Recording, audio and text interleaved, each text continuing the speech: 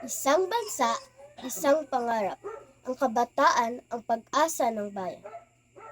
Magandang araw po sa ating lahat. Ako po ay narito ngayon hindi lamang upang magsalita, kundi upang magbigay ng paalala at panawagan sa ating henerasyon, ang kabataan. Sabi ni Gato Z. Rizal, ang kabataan ang pag-asa ng bayan.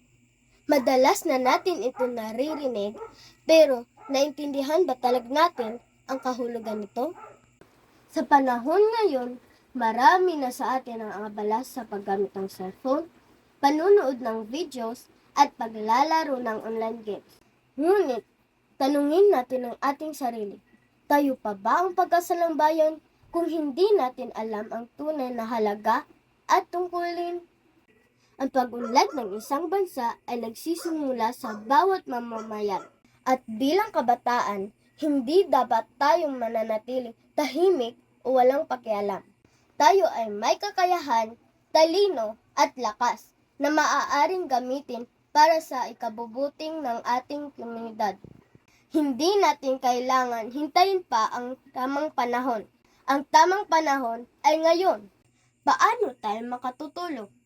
Simulan natin sa maliit pero makabuluhang mga bagay, katulad ng pagsunod sa mga magulang at guro, pagtulong sa mga gawaing bahay, pag-aral ng mabuti, pagtapon ng basura sa tamang lalagyan, at paggalang sa kapwa.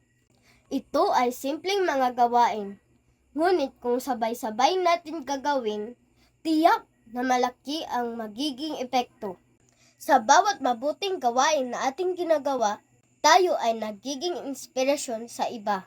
Sa bawat mabuting salita na ating binibigkas, tayo ay nagpapalaganap ng pag-asa. At sa bawat hakbang na ating ginagawa para sa bayan, tayo ay tunay na nagiging pag-asa ng kinabukasan. Mga kapwa ko kabataan, huwag natin sayangin ang tiwala ng bayan sa atin. Patunayan natin na karapat-dapat tayong tawaging pag-asa ng bayan. Hindi lamang sa salita, kundi sa gawa. Ako, ikaw, tayo, kabataan, ay may kakayahang magdala ng pagbabago. Magsimulat tayo sa ating sarili, sa ating tahanan, at sa ating paaralan. Sama-sama nating isulong ang isang makatao, makakalikasan, makabansa, at makadiyos na lipunan. Ako ang kabataan. Ako ang pag-asa. Ako ay para sa bayan. Maraming salamat po.